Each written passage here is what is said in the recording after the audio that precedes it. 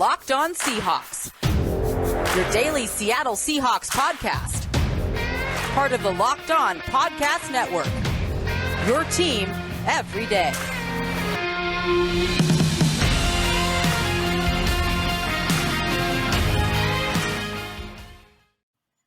Greetings, 12. This is Corbin Smith, your host for Locked On Seahawks. Joining me as always, my co-host in crime, Rob Rang. It's Tell the Truth Tuesday, and unfortunately, most of the truths that we have to tell today probably aren't the ones that fans necessarily want to hear, but need to hear, because the Seahawks are 3-8 for the first time since 1977. That's the last time that the Seahawks had this record after 11 games. Their second season in existence, another ugly loss, this time in Washington. We're going to be breaking down that defeat at FedEx Field and looking at what's next with the Seahawks now 5 games under 500, the season in peril, burning up into flames, however you want to put it. They're going to have to change their focal point a little bit, what they're going to be trying to do to try to finish strong, but also get ready for the 2022 season and what could be a potentially difficult offseason. So this is going to be a very jam-packed Tuesday episode coming off of last night's primetime defeat in Washington. Thanks for making Locked On Seahawks your first listen every day. We are free and available on all platforms. Now for your lead story here on Locked On Seahawks. As legendary coach Bill Parcells once famously said, "You are what your record says you are." And the Seahawks, they are the second worst team in the NFC by themselves now at 3-8, losing their third consecutive game, their sixth loss in 7 games. Last night to the Washington football team, Russell Wilson tried to lead them back late, had a chance to tie the game with a 2-point conversion, unfortunately got intercepted by Fuller in the end zone. The same stories, just a different day, that have ravaged this football team. Third down inefficiencies, struggles with moving the football, not sustaining drives, having their defense on the field for 40-plus minutes. Things that we've seen as trends all year long for this football team continued. And now the Seahawks find themselves in a really bad spot historically.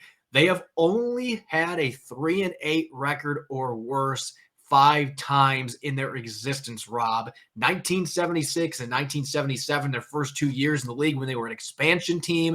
1992, when they had Dan McGuire and a bunch of other quarterbacks trying to get the job done, and their offense was one of the worst I've ever seen. And 2008, the end of Mike Holmgren's reign, a bunch of injuries, a very old roster that was really struggling. It's crazy to think that this Seahawks team, with the talent that they have, is sitting in the same company as those 4 other teams. But that's where we're at. That's the reality. As Parcells said, you are what your record says you are. And the Seahawks are a bad football team at 3-8. No, there's no question about it, Corbin. They are a bad football team. You know, just a week ago, of course, we had Thanksgiving, and there were, I'm sure, plenty of burnt turkeys out there across the entire country. And I don't know that any of those turkeys were as done as the Seahawks feel like they are right now. It's just been a horrifically bad season for Seattle. And obviously a huge part of that is the fact that they had injuries to the quarterback. They had injuries to the running back. They had injuries along the offensive line. And that's the biggest reason why their offense has struggled as much as it has. And it's put the defense in such a bad situation.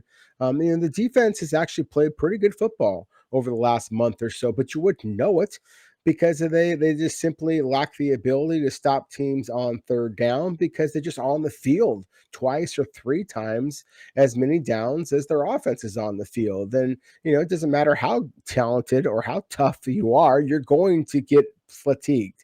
And when you get as exhausted as the Seahawks defense has to be at this point in the season, especially considering that most of their better players are veterans, then I think that it is fairly predictable that they've been as bad as they have over the last, month or so of the season. And you mentioned some of the clubs that the Seattle has had in the past over the last 45 years that have been as bad as this team is in terms of record. And, let's go back to that last team, that 2008 team that, as you mentioned, Mike Holmgren's last season. That was a year where Seneca Wallace had more starts than Matt Hasselbeck had. That T.J. Duckett, had the most rushing touchdowns for the Seahawks. I mean, that was a horrifically bad Seahawks squad. That 1992 squad that was one of the worst in NFL history, and yet there was a positive. Cortez Kennedy winning NFL Defensive Player of the Year that year.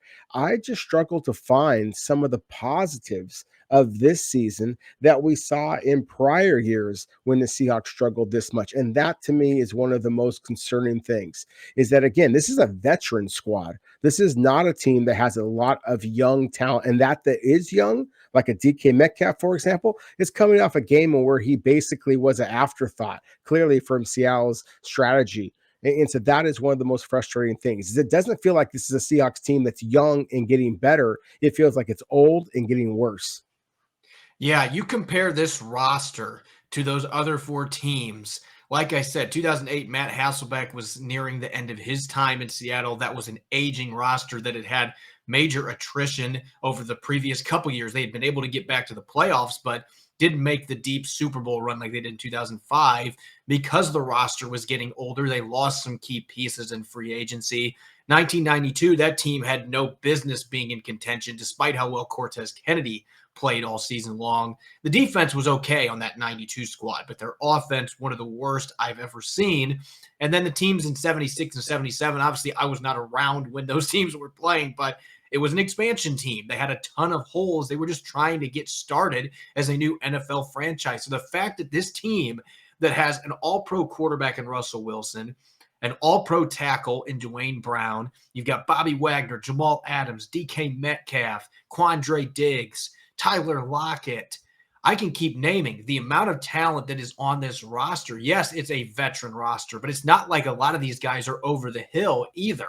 This team was expected to be in contention. They went 12-4 a year ago, and most of that roster came back this season. Expectations were obviously very high going into this year, and yet here we are now. This truly is uncharted waters for Pete Carroll and company because they have been competitive throughout his entire time in Seattle. His first year, yeah, they went 7-9, but they won the division. They played well towards the end of the season.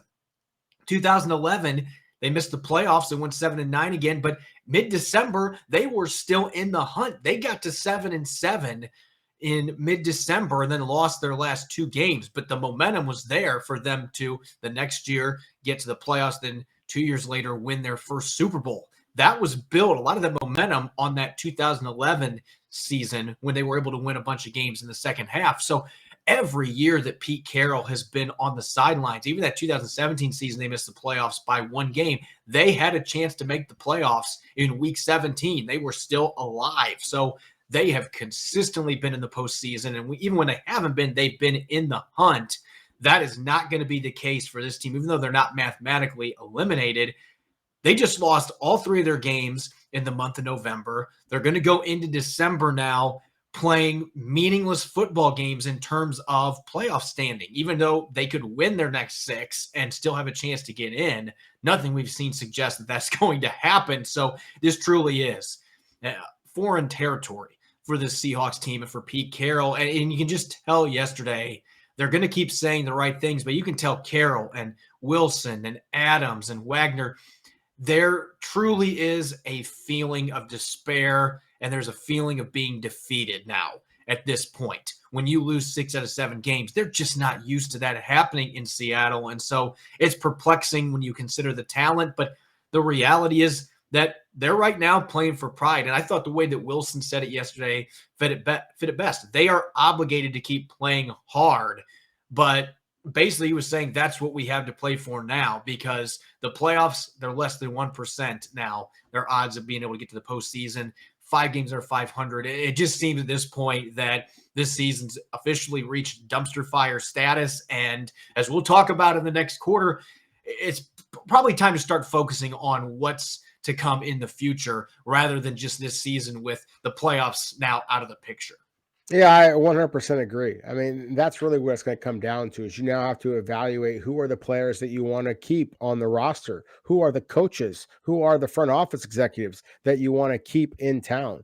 I think that the conversation has completely changed here over the last month. There was a great deal of hope that Russell Wilson was going to be able to come in and change the season. And in fact, he has come in and cemented the season. He's played horrifically bad. He might be an all-pro in reputation. He has been a JV player in reality. And so that might sound harsh, but the numbers prove it out. Anybody who watched that game, not only against Washington, but previously against Arizona and Green Bay, if Seattle has even reasonably competent play at the quarterback position, then they are in those football games. And they were in them. They just weren't ahead of any of those games. I mean, it was pretty pathetic football, frankly. And so I think that, you can always give the quarterback too much credit. You can give the quarterback too much blame. But when he is among the highest played players in all the NFL, and certainly the highest paid player on your own roster, and the way that your entire salary cap has been fixed, then all the blame, I think, has to go on to the player who is being paid the most. And unfortunately, Russell Wilson, heavy is the head that wears the crown, and you're wearing that crown right now.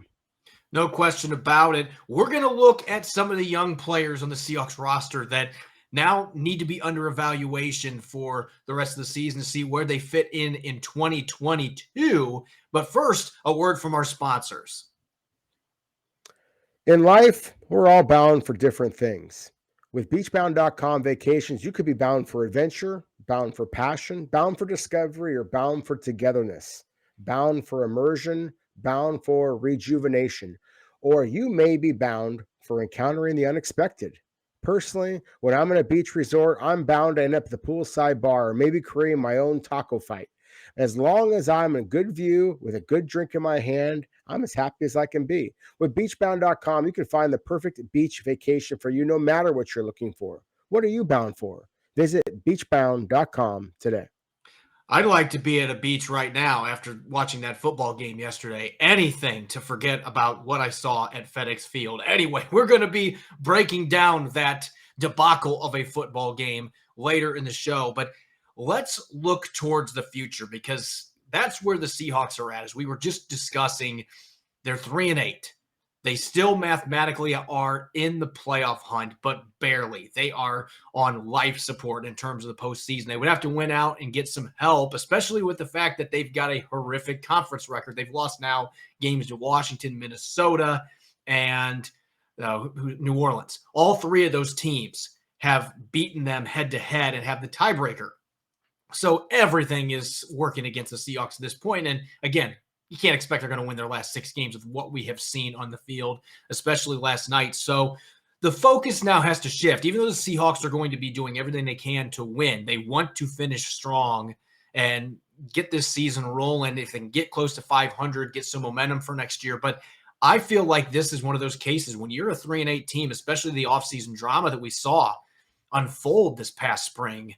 Everybody is under the microscope right now. Everyone on the coaching staff, everybody on the roster, they are playing for a spot on this football team next year. And I think it's especially pivotal, and we hit on this a little bit last week because this is where things were heading. It's where things have been trending for weeks. But the Seahawks are now in a position where they need to be letting some of these young guys go, so they can see where they fit into their future plans. And I want to start at the tackle positions because we talked about this in our mailbag a week ago. I feel like now we have reached the point where Dwayne Brown and Brandon Shell are both going to be free agents. Brown is going to be 37 next year. He's had a really tough season.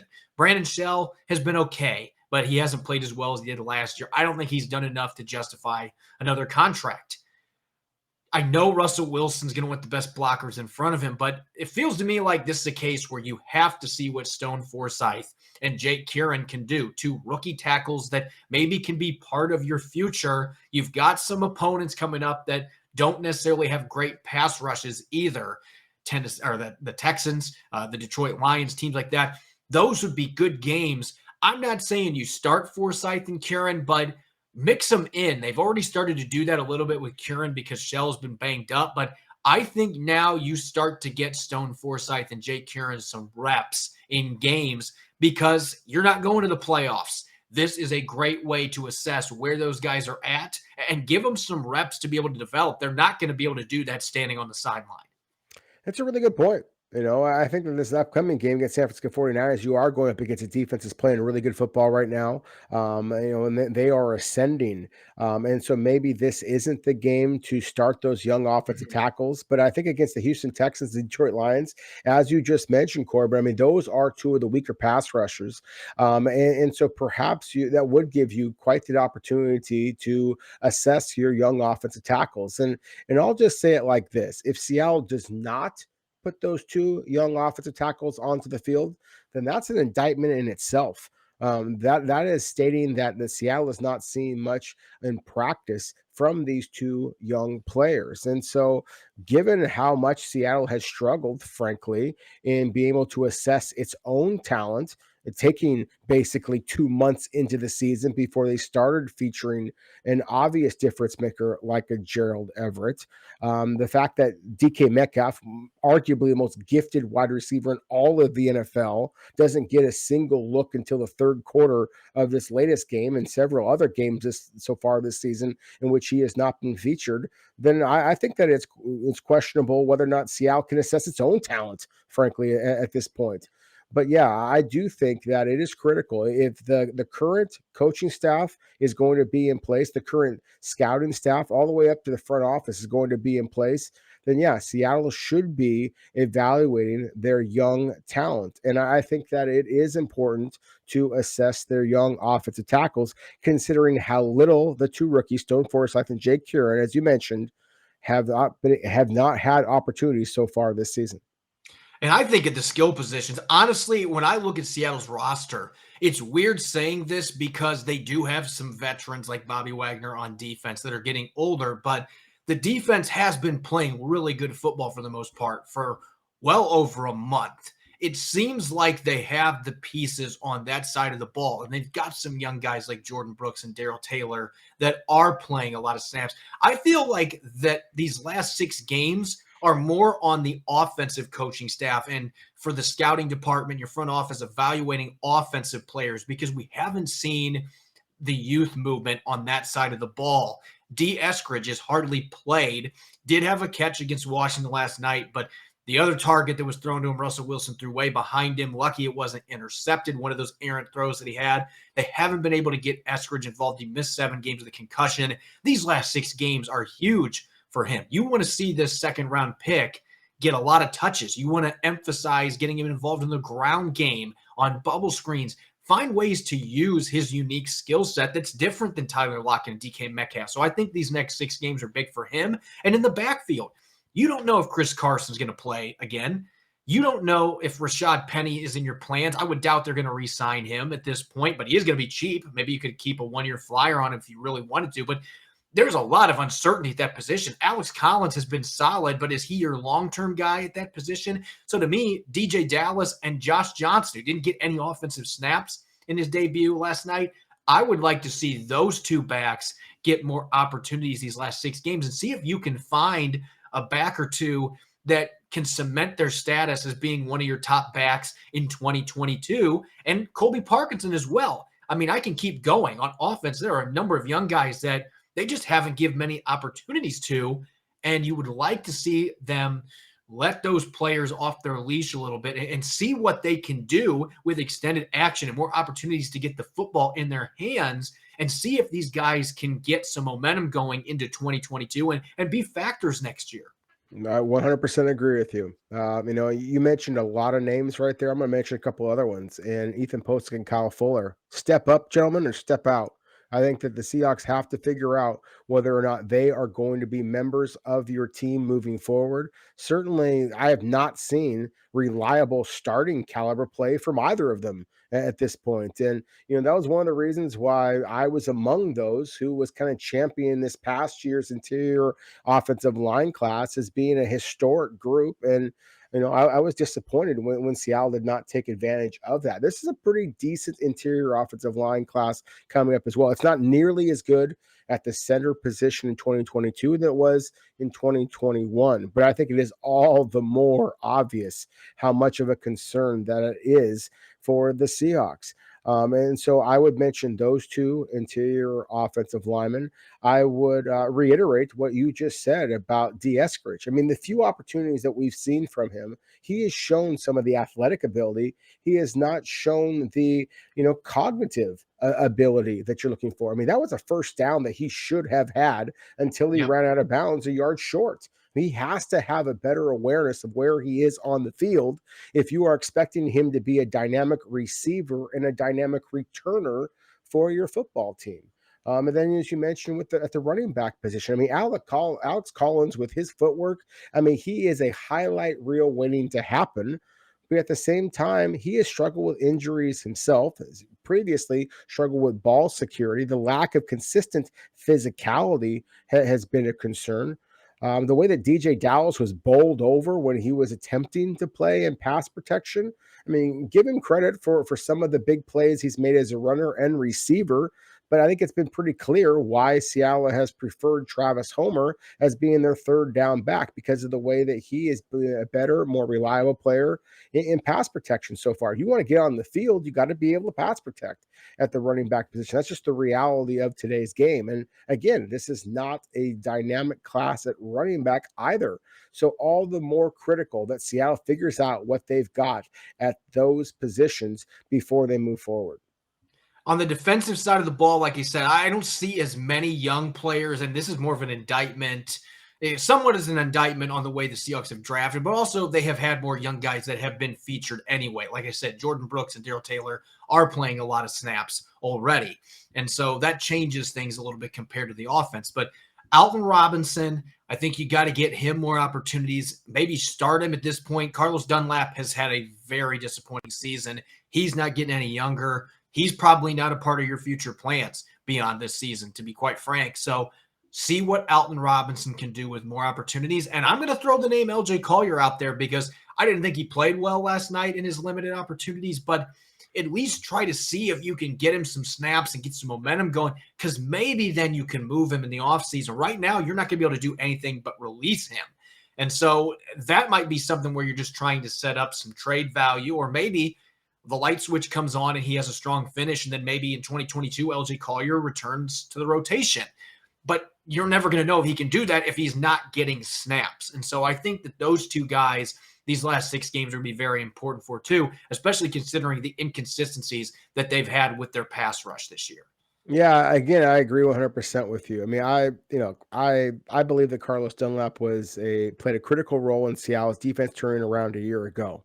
I think that he's basically been a ghost so far this season. Partially his fault, partially the fact that Seattle just hasn't used him very well. They've been asking him to drop into coverage, something that he wasn't asked to do even way back in the day in Florida. And so I really think that that's been a mismanagement of his skill set. But at this stage of his career, at this stage of the Seahawks season, then yeah, I don't want to see a lot of Carlos Dunlap. I don't want to see a lot of Kerry Hyder. Frankly, I don't want to see a lot of Benson Mayowa. I want to see an awful lot of Darrell Taylor, awful lot of Alton Robinson. I think the Al Woods has been arguably Seattle's most consistent among the defensive line, and that is not a compliment. But at the same time, I want to see more of Brian Monet. I want to see Poona Ford justify the contract that he got. I want to see a lot of Seattle's young talent be able to step up. And that's where, as we get a little bit into the next segment, Corbin, I am looking forward to being able to kind of highlight that there was some intriguing play, especially on the Seattle defensive side of the ball, with a couple of the young players who I do believe can be superstars for this defense moving forward. Yeah, it's time for us to break down this game. Tell the Truth Tuesday. A lot of truths that fans won't necessarily be excited about hearing, but when you lose 17-15 in Washington, the offense has another really rough game. That's just the reality of the situation. So we're going to get to our takeaways here in a moment. BetOnline has you covered all season. More props, odds, and lines than ever before as football season continues to march towards the playoffs. BetOnline remains your top spot for all the sports action this season. Head to our new updated desktop or mobile website to sign up today and receive your 50% welcome bonus on your first deposit. Just use the promo code LOCKEDON to receive your bonus. From basketball, football, NHL, boxing, and UFC, right to your favorite Vegas casino games. Don't wait to take advantage of all the amazing offers available for the 2021 season. BetOnline is the fastest and easiest way to bet on all of your favorite sports. BetOnline, where the game starts. So the Seahawks now sitting at 3-8. They're still in last place in the NFC West, just a little bit further behind the San Francisco 49ers than they already were in the cellar. Second worst record in the NFC, as we talked about in the first quarter. Fifth time in their entire franchise history they've started with 3 or less wins in the first 11 games. It was just a really disappointing effort, but really shouldn't be one that we are surprised by at this point, because once you've gotten this deep into a season, you're continuing to have the same problems that are costing you games. You come to the realization that this is no longer uncharacteristic when it's happening this long. This is what your football team is, and the Seahawks just haven't been very good this year. They've been competitive enough, but they haven't been able to finish games, and they've just made too many mistakes that are critical to winning football games, and that's why they're at where they're at. Let's talk the good, the bad, the ugly. I will say this. You lose by 2 points. You only gave up 17. I think there's a lot of positives to talk about on the defensive side of the football. Rasheem Green, big fella, 18 plus miles per hour, returning a blocked field goal, which, by the way, he's the one that blocked the field goal and then recovered it. It was an extra point, returned it over 70 yards to the house. It looked like a running back returning the ball, and that ended up tying the game 9-9 going into halftime. Momentum was all on Washington's side, and that particular play kind of swung the momentum a little bit back to Seattle's sideline. They weren't able to capitalize off that coming out of the half, but really Rasheem Green has quietly had a very solid season. Maybe doesn't show up with the sack numbers, but it feels like every game he's been making a splashy play or two, and that's one you just don't see often. So he's maybe a guy that's now played himself into a position maybe Seattle wants to bring him back next season on a multi-year contract. He's been that effective, and he's been that versatile for him. He really has. I mean, he took the words right out of my mouth. I mean, if not for the fact that Seattle has struggled to have any kind of ace on their defensive line to really, be kind of the headliner, then I think that Rasheem Green has basically kind of ascended into that role. And just imagine if Seattle did have a difference maker, what a complementary player that guy like Rasheem Green, with his ability to play inside and out, be able to make plays against the run, against the pass, against special teams as well. This is the talent that had me and obviously the Seahawks so excited when they drafted him as a 20-year-old kid out of USC a couple of years ago. I mean, this is still an ascending player. He remains a younger player than some of Seattle's, draft picks that they've made along the defensive line since then, including the aforementioned LJ Collier. And so I agree with you. I think that Rasheem Green is actually going to get a little bit of interest on the free agent market should teams out there be willing to look past the statistics and watch a little bit of game tape. He's been one of the guys who's been able to win a few one-on-one matchups. And I love the fact that you mentioned that he did make the block as well as scoop and score. I mean, that was just a terrific example of his spatial awareness, of his getting his hands up, being able to collect the ball, and then just simply being a great athlete for a man of his size to be able to run away from the Washington special teams unit at that point. Let's focus our attention on some of Seattle's other defenders who also made, some splashy plays. And I've been as critical about Jordan Brooks as I think many people have. And a lot of times this season, it's been very much warranted. I mean, he is clearly not KJ Wright, at least not yet, when it comes to his awareness or lack of awareness in terms of the screen game. But there were some big hits that he applied in this game, some very impressive open field tackles. He did show greater awareness in the screen game and of draws and things of that nature. Some of those plays at the linebacker position where it's more about your mind than it is about your speed and your physicality. To me, he is a young player who is ascending. So between Green, between Brooks, a couple of splashy plays from Jamal Adams, who should be playing well considering his contract, to me, there were some pretty intriguing plays from a defense that, frankly, I'm not sure how they even finished that game, Corbin, considering how much they were on the field. 41 plus minutes on the field on defense, and yet they gave up 17 points. And I'm glad you mentioned Jamal Adams. To me, he was Seattle's best player on either side of the football yesterday. Had his second interception of the season, which was created by Quandre Diggs. Quandre Diggs just continues to play at an all-pro level, smacking the tight end, Logan Thomas. And Bobby Wagner was the one that got a hand on the football, tipped the ball up, and then Jamal Adams came in and got the pick. But Adams also had that huge play towards the end of regulation against Logan Thomas where he had tight coverage on him, and Thomas was not able to hold on to the football in the end zone on 4th and goal. And that is what gave Russell Wilson the chance to go down and try to tie the game to begin with. The game would have been over if that ball's caught. So I thought Jamal Adams was everywhere yesterday, playing outstanding football. And on offense, there's not a lot of positives, but I will say this. My halftime observations piece yesterday on Seahawks Maven, I was praising Russell Wilson because he made some really nice deep throws in the first half. I thought he looked more like vintage Russell Wilson in the first 2 quarters. And without Alex Collins' fumble that happened late in the second quarter in Washington territory, there's a good chance that the Seahawks go down and score on that drive because Wilson was humming.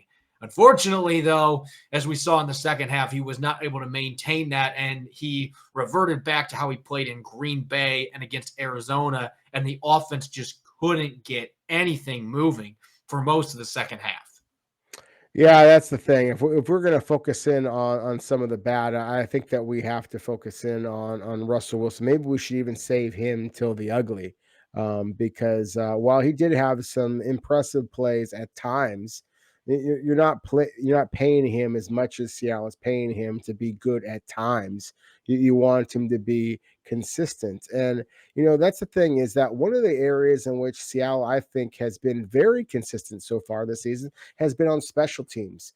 And so that's why it was a shocker to me. The Nick Bellore and Seattle special teams unit was called for the illegal formation penalty on what should have been an exquisite play to be able to recover the onside kick here with just a couple of seconds left in the game. Now, I'm not saying that the Seahawks would have been able to win that football game, but damn it, that was an exciting moment in an otherwise very ugly game. And for Gavin Heslop in his first game to be made active, to be able to recover that ball, just considering how well that Nick Bellore specifically has played for Seattle on special teams especially, but in basically all manners of the field, when he's been asked to play fullback, when he's been asked to play linebacker, he's been one of Seattle's better players as well. So to me, that was one of the bad of the game for Seattle, besides just the final score as well. To me, on the offensive side of the ball, I'm saving number 3 for the last segment, like you referenced there, because I thought he was atrocious in the second half for the most part. But for the bad, I don't understand why DK Metcalf was not targeted until the tail end of the third quarter and didn't have a catch until midway through the fourth quarter. That should never happen. As an offensive coordinator, Shane Waldron, and as a quarterback, Russell Wilson, there is no excuse for DK Metcalf not having the football in his hands. You got to get the ball to your playmakers. And if they're double covering him, you can still find ways to get the football to him. Run some quick screens, run some slants, use some motion with him, and try to get him in a position where he can win off the line of scrimmage that way. There are ways you can scheme to get the football to him and get him involved, and yet it didn't seem like they did that. And Wilson was trying to say, well, we were, and it just wasn't there. I can't buy that in almost 3/4 of play against a defense that has given up a ton of yardage to receivers this year. Washington didn't just suddenly become the Legion of Boom overnight. It didn't happen. This is a secondary that can be exploited. And so I couldn't believe that Metcalf didn't have a target till late in the third quarter. And I was just sitting there wondering, what are you doing? It just didn't add up. And there were clearly times he was open and Russell Wilson just didn't attempt to get the football to him. And you can always do that hindsight stuff watching film, but that left me scratching my head. And also the fact that Taylor Heineke looked like he was covered in oil and the Seahawks could not finish sacks in this game. There was one Benson Mayowa had him lined up and completely whiffed on. This is already not a great pass rushing team. And then you get several opportunities to bring down the QB in the backfield, and you can't convert on most of them. To me, that was the one big downside of their defensive performance yesterday that ended up extending drives. 2 quarterback hits in 43 different opportunities. I'm sorry, 35 passing opportunities, 43 rushes by Washington. I mean, they just controlled the clock the entire game, and yet Seattle had 2 quarterback hits. Washington had 10. I mean, and didn't have their 2 dominant first round pass rushers. So to me, that was one of the ugly things about this game, or bad things. Say whatever you want, but just kind of mind numbingly bad. Frankly, from a Seattle perspective, the fact that Seattle ran the ball a total of 12 times.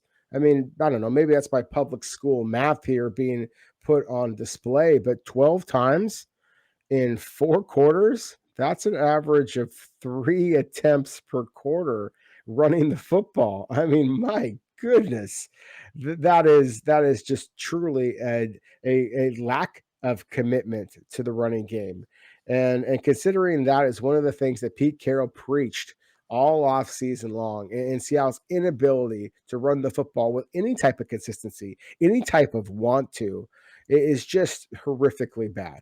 Embarrassingly bad. And then you mentioned with DK Metcalf, Corbin, I watched a little bit of the San Francisco 49ers game this past week, and I saw Deebo Samuel, one of my favorite players in all of the NFL to watch, just because of the fact that he is as physical as he is. But he's not 6'4", he's not 230 pounds, he doesn't run a 4.3 the way that DK Metcalf does.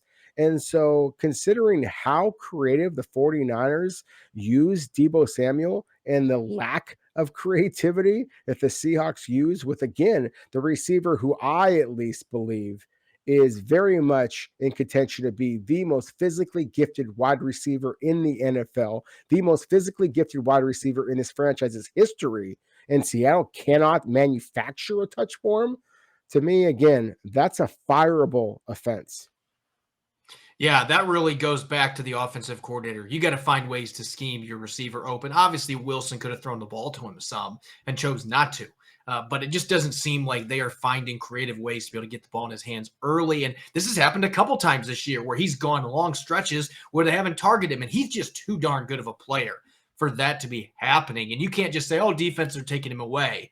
Then find ways to get him involved. If you're a quality coordinator, just too good of a playmaker. You can't have that happening. As far as the ugly goes, I'm going to combine these two together real quick, but I mentioned Russell Wilson's play in the second half. The Seahawks had 5 drives from the end of the second quarter to the beginning of the fourth quarter, 5 straight drives that they went 3 and out.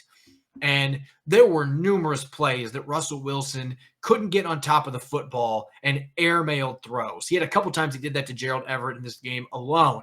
Then there were a couple plays where he got outside of the pocket and then he made ill-advised decisions when he should have just thrown the ball away. One of them should have been picked off by Cameron Curl, and luckily he dropped it. But it was an ill-advised throw across his body. And these are the types of plays a 10th-year veteran should not be making. I don't care if he missed 4 weeks out injured. He's played enough football. He should not be making those type of throws, making those poor decisions. So I'm putting the onus on him for this particular game, having that prolonged stretch where they couldn't move the ball at all. There were prime opportunities to get first downs, and he either wasn't getting the ball to his receivers or he was making the wrong decisions. And you just can't have that from a quarterback that's making $35 million per year. He has got to play much, much better. And when you have a quarterback playing that poorly, it's really hard to win in this league. Yeah, it really is. And so that's one of the things that I kind of keep coming back to is, again, I don't want to put all the blame on Russell Wilson. I mean, Yeah. when Seattle drafted him, I was proud of the fact that I was among the very first to say this guy is going to be an absolute superstar in this league. And I love the fact that he has been able to do so. But at the same time, he is playing really bad football right now. And I've said this before, I said it for the last 3 weeks running now. This is not a team that is called the Russell Wilsons. It is not a team that is called the Pete Carrolls. It's the Seattle Seahawks. And so the quarterback, the head coach have got to get it figured out. They have to be more loyal to the franchise than they are to their own quarterback, to their own head coach, or to either of their 2 egos. And so if there has to be a change at one of those two positions to wake up the rest of this 53-man roster, then that's what you have to do. And I don't know that there is anybody on this, in this franchise that has the courage to do so.